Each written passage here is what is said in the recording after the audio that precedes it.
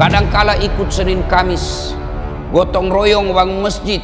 Tapi ketika ada tim sukses datang Limbi, 5 bilangan, wah langsung goyang imannya. Hati-hati. Pernah lihat itu jalan belum bisa 1 tahun rusak nih? Pernah? Itu lorong belum pilih 1 tahun, pernah misalnya. Iya toh? Pernah dengar ada pejabat susah sekali ditemui? Iya. Oh, waktunya mau dipilih, selalu datang di lorong. Sekalinya sudah terpilih, susahnya ditemui. Pernah? Sering toh? Itu karena kita salah memilih pemimpin. Kalau dia sudah terpilih dan tidak pernah lagi datang kepada kita, salah enggak mereka? Salah? Tidak. Sekarang Ahok bikin gaduh lagi.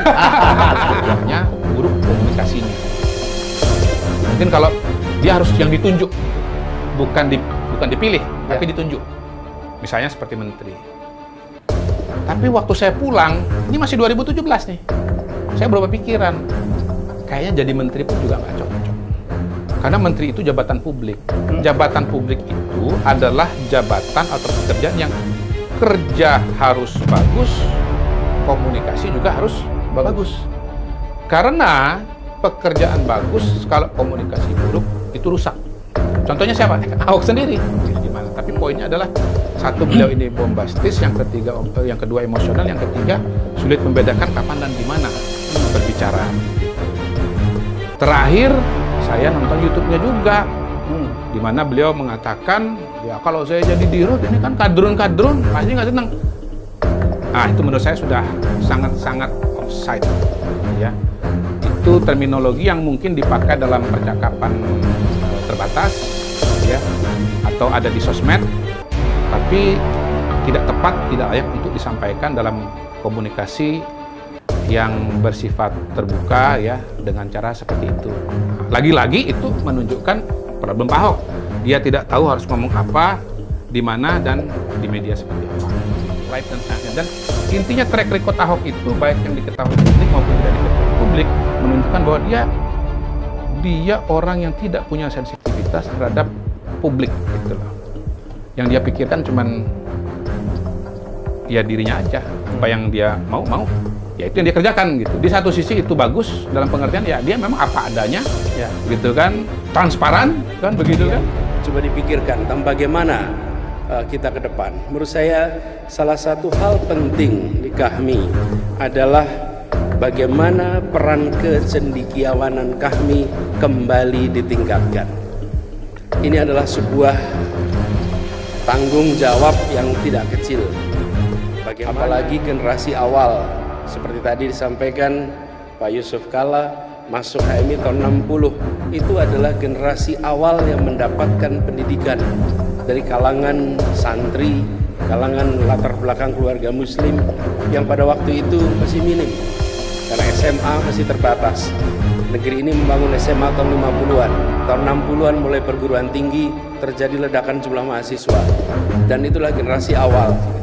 Seorang tua saya yang dulu aktif mulai dengan HMI, banyak sekarang sudah mulai muncul generasi ketiga, dan ini adalah sebuah organisasi yang sudah atau yang berisikan orang-orang yang sudah menikmati pendidikan tinggi sebagai eskalator sosial ekonomi. Mereka yang masuk pendidikan tinggi terbawa di dalam proses eskalator sosial ekonomi, naik secara sosial ekonomi, naik secara peran, dan kemudian memiliki peran yang besar di Republik ini. Hari ini kalau kita melihat kami seperti sekarang berkumpul, ada yang di pemerintahan, ada yang dunia usaha, ada yang di kampus, di semua sektor, dan barangkali tidak ada organisasi alumni gerakan mahasiswa yang memiliki jumlah doktor sebanyak KAHMI, yang memiliki jumlah profesor sebanyak KAHMI, yang memiliki pengusaha sebanyak KAHMI, yang juga memiliki birokrat sebanyak KAHMI, termasuk menteri sebanyak KAHMI. Nah, tinggal itu satu lagi. Wapres sudah, tinggal berikutnya nanti ya. Nah, tapi artinya ini berkumpul mereka-mereka kita semua yang sudah merasakan manfaat pendidikan tinggi, manfaat ilmu pengetahuan. Karena itu ke depan negara akan maju, bangsa akan maju kalau kita tengok dari berbagai tempat. Minimal 3 hal menjadi pegangan, dan ini bekal dari kita di KAHMI ini. 1, menempatkan ilmu pengetahuan sebagai radar, sebagai kompas di dalam merencanakan, di dalam melaksanakan, dan di dalam menerjemahkan rencana-rencana untuk memajukan bangsa. Pemimpin politik yang tidak mengandalkan ilmu pengetahuan, dia akan terjerembab dalam pengurusan COVID kemarin. Pemimpin politik yang tidak mau menghormati ilmu pengetahuan akan keliru di dalam mengambil langkahnya. Dan itu terbukti.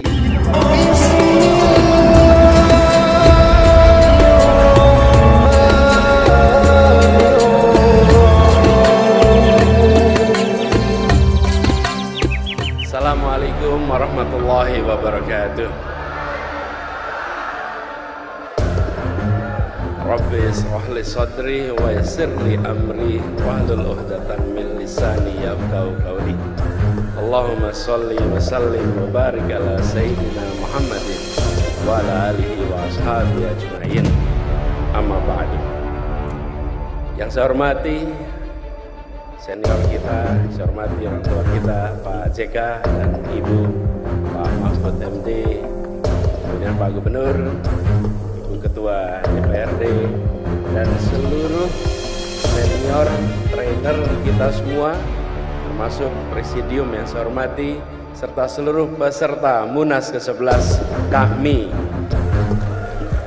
Alhamdulillah, ini suasananya seperti suasana Kongres HMI malam hari ini. Tapi sebelum kita bicara lebih jauh, tadi gambar terakhir menggambarkan suasana Palu 4 tahun yang lalu, ketika tsunami, ketika likuifaksi dan gempa waktu itu.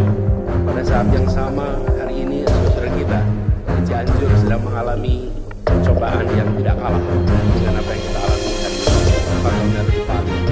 Karena itu izinkan saya mengajak kita semua, mari kita kirimkan Fatihah untuk saudara-saudara kita di Cianjur. Insyaallah mereka diberikan kekuatan, bisa segera bangkit dari ujian yang berat ini. Al-Haidiniyah wal niyatil sholihah. Al-Fatihah.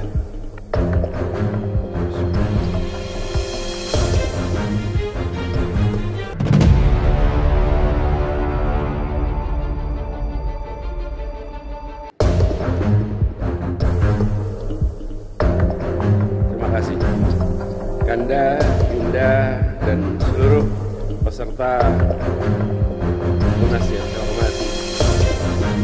Meneruskan tadi yang disampaikan oleh Pak JK, Ketua Majelis Etik, ketika berbicara tentang KFI, KAHMI, lintas generasi, memang ada sebuah ikatan persaudaraan yang luar biasa kuat.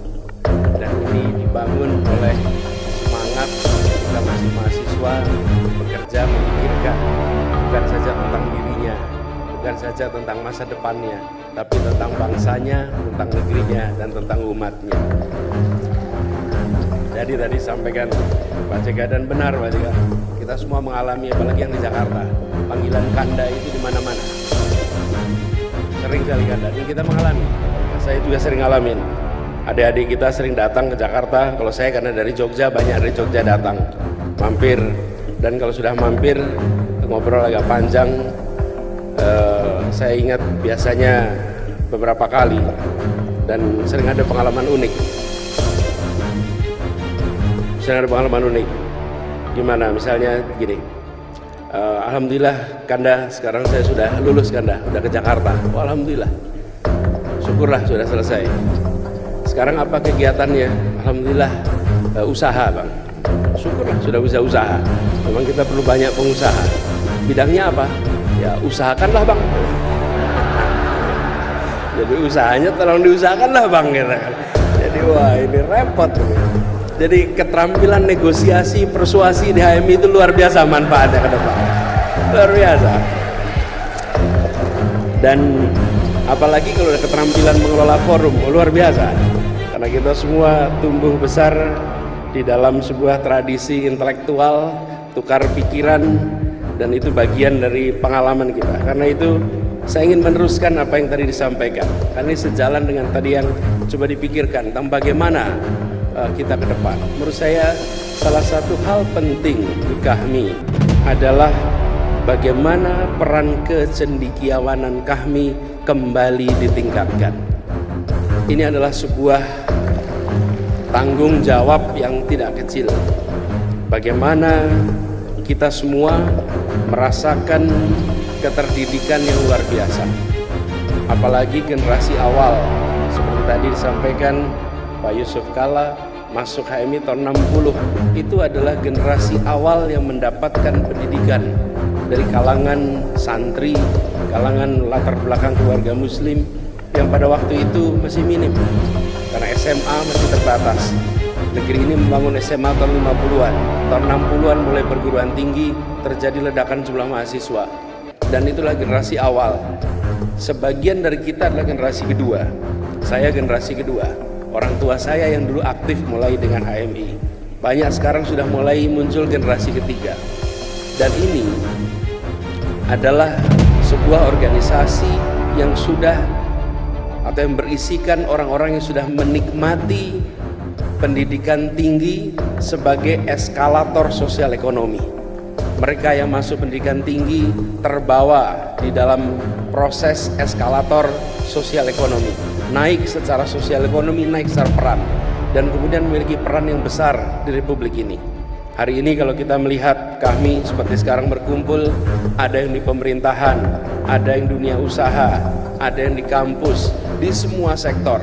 Dan barangkali tidak ada organisasi alumni gerakan mahasiswa yang memiliki jumlah doktor sebanyak KHMI, yang memiliki jumlah profesor sebanyak KHMI, yang memiliki pengusaha sebanyak KHMI, yang juga memiliki birokrat sebanyak KHMI, termasuk menteri sebanyak KHMI. Nah, tinggal itu satu lagi nanti. Wapres sudah, tinggal berikutnya nanti ya. Nah, tapi artinya ini berkumpul mereka-mereka, kita semua yang sudah merasakan manfaat pendidikan tinggi, manfaat ilmu pengetahuan. Karena itu ke depan negara akan maju, bangsa akan maju kalau kita tengok dari berbagai tempat. Minimal 3 hal menjadi pegangan, dan ini bekal dari kita di KHMI ini. 1, menempatkan ilmu pengetahuan sebagai radar, sebagai kompas di dalam merencanakan, di dalam melaksanakan, dan di dalam menerjemahkan rencana-rencana untuk memajukan bangsa menggunakan ilmu pengetahuan. Pengalaman pandemi kemarin benar-benar sebuah kiriman pesan bagi semua pemimpin politik di seluruh dunia. Bagaimana dihadapkan pada situasi ketika tidak ada kompas apapun kecuali mengandalkan ilmu pengetahuan. Pemimpin politik yang tidak mengandalkan ilmu pengetahuan, dia akan terjerembab dalam pengurusan COVID kemarin. Pemimpin politik yang tidak mau menghormati ilmu pengetahuan akan keliru di dalam mengambil langkah. Dan itu terbukti di berbagai tempat di seluruh dunia, termasuk di Indonesia. Kami di Jakarta termasuk yang dari awal bilang, kita harus gunakan ilmu pengetahuan, kita harus dengarkan para ahli epidemiologi, dan kita harus transparan dalam semua urusannya. Jangan ada yang tutup-tutupi. Karena pengalaman pandemi kemarin memberikan pesan kepada semua yang berada di kepemimpinan. Percaya pada ilmu pengetahuan, percaya pada ilmuwan, dan yang kedua, bangun trust, kepercayaan. Dan ini mutlak diperlukan untuk perjalanan ke depan. Sebuah masyarakat dengan tingkat kepercayaan yang tinggi, otomatis transaction cost akan langsung turun. Biaya yang termuncul akibat aktivitas interaksi antar masyarakat langsung turun ketika trust itu tinggi. Dan trust nomor 1 adalah trust pada pemerintah, pada yang membawa arah kepemimpinan. Karena itu ke depan poin nomor 1 ilmu pengetahuan, dan di sini kami berkumpul pribadi-pribadi yang memiliki bekal ilmu pengetahuan. Apalagi bila diteruskan ilmu pengetahuan yang diwujudkan dalam inovasi, pemanfaatan ilmu untuk terobosan-terobosan yang memberikan manfaat bagi masyarakat. Dan inovasi ini tidak terbatas kepada bidang yang terkait teknologi saja, tapi inovasi yang terkait dengan sosiologi, inovasi yang terkait dengan pemerintahan, inovasi yang terkait dengan public policy. Ruang inovasi itu dibuka besar dan di situ negara akan mengalami kemajuan. Poin nomor 1 adalah bagaimana ilmu pengetahuan itu digunakan. Akhir-akhir ini kita sering merasakan ilmu pengetahuan sering dianggap nomor 2. Teori sering dianggap tidak penting, ilmu sering dianggap nomor sekian, yang penting hasil. Belum tentu. Kalau kita tidak menggunakan rumusan yang benar, hasilnya tentu tidak akan bisa benar. Itu pertama. Yang kedua, etos kerja. Tidak ada pilihan lain etos kerja. Kemauan untuk kerja keras, kemauan untuk kerja tuntas, dan kita menyaksikan bagaimana organisasi ini berisi orang-orang yang ulet, tangguh, sanggup bekerja keras. Kalau tidak berada di dalam posisi-posisi yang kita lihat sekarang. Bapak Ibu sekalian, teman-teman yang saya hormati, pada saat kita buka puasa di Jakarta, kami bikin acara buka puasa. Ketika buka puasa itu, lalu kita ada tuan rumah dari buka puasa itu. Para tuan rumah ini adalah pribadi-pribadi yang dibanggakan oleh kami. Di tempatnya Pak JK atau Pak Mahfud, gantian ya kita semua. Mereka ini berada di dalam pusat-pusatnya Jakarta. Kenapa? Karena mereka pribadi-pribadi yang memiliki etos kerja yang luar biasa, kemauan kerja keras yang amat tinggi, dan organisasi ini mendidik itu semua. Karena itu ketika bicara tentang etos kerja, tidak ada pilihan lain untuk kita mendorong. Makanya saya sering agak terganggu Pak kalau lihat ada hari Minggu diadakan jalan santai. Bangsa ini sedang perlu ngoyo, bukan perlu santai. Harusnya jalan, bukan jalan santai, tapi jalan ngoyo, jalan kerja keras, etos kerja. Dan kemarin Piala Dunia juga menunjukkan bagaimana Jepang dengan etosnya, bagaimana Saudi dengan etosnya. Itu sanggup untuk bisa bangkit. Etos kerja yang luar biasa. Dan yang ketiga, kita bicara tentang etika. Bagaimana etika publik ini dijaga, kepatutan publik ini dijaga. Etika ini bukan soal salah dan benar secara hukum, tapi patut dan tidak. Dan kita menyaksikan bangsa-bangsa yang maju, negara yang maju menjaga yang disebut sebagai kepatutan, etika di dalam masyarakat. Kami, HMI, memiliki stok pengalaman yang begitu banyak di dalam menjaga etika ini. Karena itulah kalau kita bicara tentang ke depan, tengok ke belakang. Tengoklah para pendiri republik ini. Kalau kita menengok pendiri republik ini, rasanya seperti menengok jajaran Kahmi di masa itu. Waktu itu belum ada Kahmi, karena HMI baru ada tahun 47. Siapa mereka ini? Para alumni Jong Islam Itembon, para alumni berbagai organisasi. Mereka adalah pribadi yang satu, punya pondasi agama, pondasi Islam yang kuat. Yang kedua, mereka terbuka pemikirannya dengan gagasan-gagasan dari ilmu pengetahuan yang beredar di masanya. Mereka memiliki etos kerja yang luar biasa. Mereka tidak pernah jera, pun harus menghadapi tantangan kolonialisme yang luar biasa. Dan mereka menjaga etika publik dengan amat tinggi. Founding Fathers kita mendirikan republik ini dengan membawa ilmu, membawa etos kerja, dan membawa etika publik yang kemudian mereka wujudkan dalam bentuk pendirian republik ini.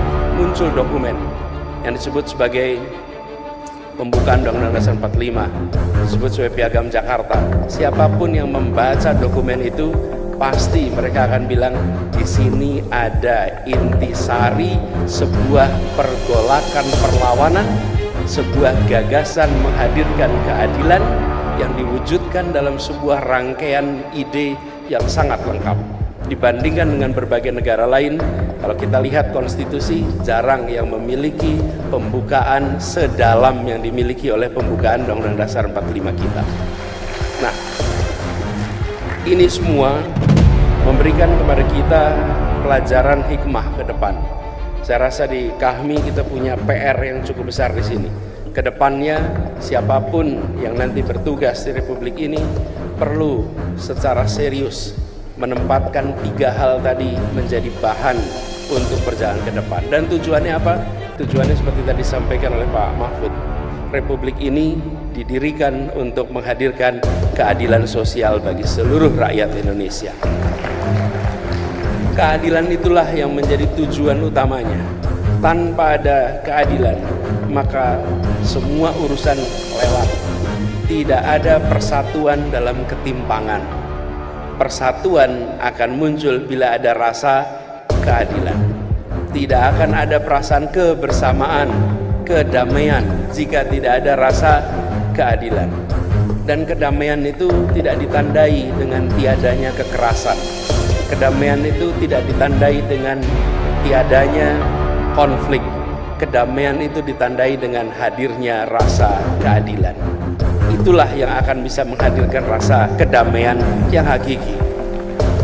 Jadi ketika kita berbicara tentang Sulawesi Tengah yang tenang dan damai, maka menjaga Sulawesi Tengah untuk tenang dan damai, menjaga Indonesia tenang dan damai, bukan dengan menghadirkan aparat keamanan yang membuat semuanya merasa khawatir untuk bergerak, tapi dengan menghadirkan rasa keadilan sosial bagi semuanya.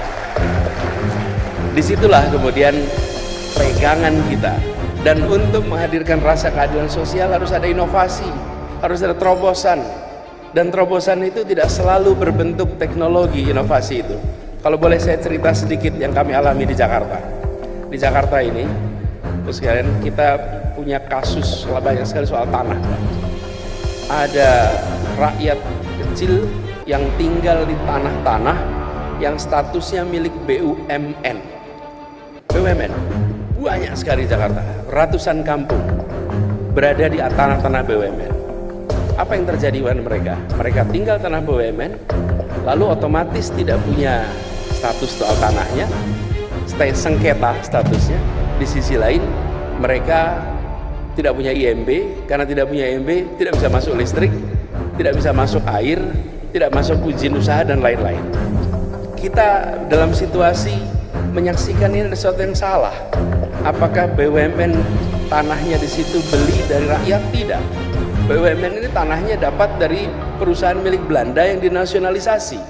Perusahaan milik Belanda dapat tanah dari mana? Ya mereka datang digarisin saja tanah itu, dijadikan ini sebagai milik perusahaan Belanda. Tapi pencatatannya dipindahkan menjadi pencatatan aset milik BUMN. Kami di Pemprov dalam situasi begini, ini didiamkan tidak akan pernah selesai. Lalu kita bicara inovasi. Inovasi bukan dalam inovasi teknologi, tapi inovasi policy. Apa yang dilakukan? Kita buatkan yang namanya IMB kolektif. 1 RT, 1 IMB. Belum pernah ada di Indonesia itu. 1 RT, 1 RW, 1 IMB. Nggak ada. Tapi dengan 1 IMB itu, kita katakan bahwa urusan status tanah biarlah diselesaikan di pengadilan. Tapi jangan sampai mereka yang kecil tidak punya IMB sehingga tidak punya listrik, tidak punya air minum, tidak punya akses untuk kredit, tidak punya akses kepada perbankan izin usaha, nggak bisa. Begitu dapat IMB, langsung mereka dapat semua kesempatan yang setara dengan yang lain. Kenapa inovasi itu dilakukan? Karena kita melihat di kota itu yang besar tambah besar, tapi yang kecil berdekade-dekade tetap kecil. Tugas negara hadir untuk memberikan terobosan agar yang kecil tumbuh menjadi besar dan yang besar tetap bisa besar. Jadi saya ingin sampaikan bahwa inovasi itu banyak ruangnya. Dan ketika keadilan sosial itu ada di dalam benak kita, dan dalam setiap urusan kita tempelkan apakah keadilan sosial muncul di dalam urusan ini, apakah keadilan sosial muncul dalam urusan ini. Kami khawatir bila itu tidak dikerjakan, maka keadilan sosial itu aja menjadi teks yang dibaca berulang-ulang setiap upacara, tapi tidak diwujudkan dalam keseharian pengambilan keputusan.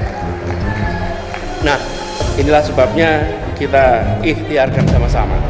Jadi kami berharap mudah-mudahan di KAHMI ini ada keseriusan kita untuk meningkatkan peran kecendekiawanannya. menunjukkan etos kerjanya yang tinggi dan etika publik yang tinggi. Dan ketika sampai pada etika publik, ini adalah sebuah munas. Di munas ini berkumpul semua unsur. Saya rasa hanya ada HMI, yang di seluruh partai ada HMI-nya, di seluruh bidang ada HMI-nya. Dan ketika berkumpul, latar belakangnya boleh beda-beda, dan latar belakang tidak bisa dipersatukan, tapi semua berkumpul untuk kemajuan kami, untuk kontribusi kami bagi Indonesia dan bagi umat Islam. Karena itu, insya Allah nanti ini akan menjadi contoh bagaimana sebuah munas dengan bercirikan akhlak yang mulia, bagaimana perbedaan pandangan dibicarakan dengan kematangan, bagaimana tukar pikiran itu terjadi, dan bagaimana lawan debat adalah teman berpikir. Bagaimana kita menunjukkan kami bisa jadi contoh di antara munas-munas lain yang akhir-akhir ini muncul dengan kekerasan. Dan kita bisa tunjukkan bahwa kedepannya HMI bisa bersatu. Insya Allah dengan kami bersatu, kita akan bisa bawa agenda-agenda besar untuk Republik ini. Kita bisa sama-sama makin solid untuk memajukan Republik ini. Dan bila kami sudah berbaris, bila soft kami sudah rapi, rasanya semua urusan akan bisa diselesaikan dengan baik. Dan semoga dengan munas ini nanti tuntas, kepemimpinan baru mencerminkan variasi yang lengkap yang ada di kami, variasi yang komplit, karena kami memiliki begitu banyak unsur perannya. Dan harapannya seperti tadi disampaikan, insya Allah momentum perubahan yang mungkin akan kita saksikan sama-sama, di situ kami bisa memberikan kontribusi untuk semuanya. Itu saja dari saya, kurang lebih mohon dimaafkan. Terima kasih. Assalamualaikum warahmatullahi wabarakatuh.